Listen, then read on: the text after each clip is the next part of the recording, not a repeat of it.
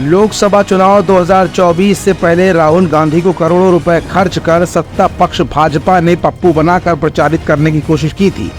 लेकिन चुनाव से पहले जैसे ही राहुल ने भारत को जोड़ने के लिए यात्रा की शुरुआत की, तब से ही पूरा सीन बदल गया था और ये माना जाने लगा था कि जनतंत्र के लिए जितना महत्वपूर्ण जनता की सूझबूझ मायने रखती है, उतना ही महत्वपूर्ण विपक्ष की देशव्यापी मौजूदगी भी है।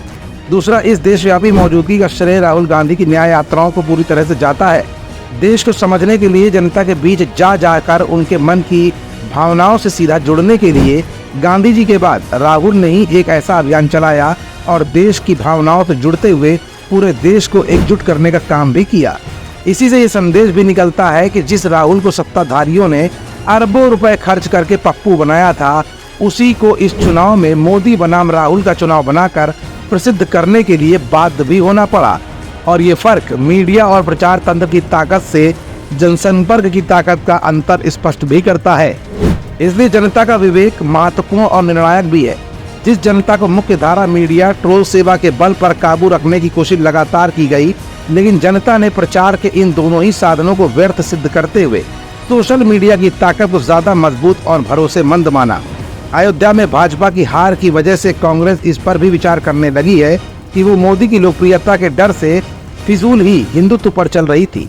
ज्यादातर लोग तो धर्मनिरपेक्षता को ही पसंद करते हैं, यानी कांग्रेस मजबूती से धर्मनिरपेक्षता के ही झंडे पर अब वापस लौटी है।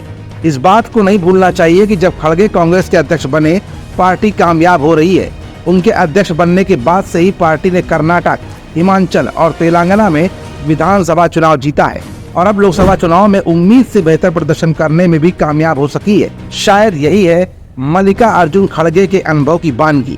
सबसे बड़ी बात यह है कि कांग्रेस ये धारणा बनाने में सफल हो गई कि मोदी की भाजपा को भी हराया जा सकता है।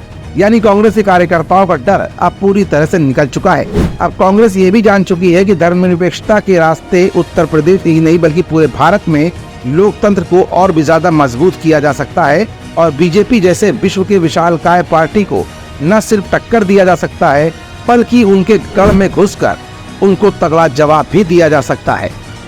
इंडियन न्यूज सर्विसेज INS के लिए KP सिंह की स्पेशल रिपोर्ट।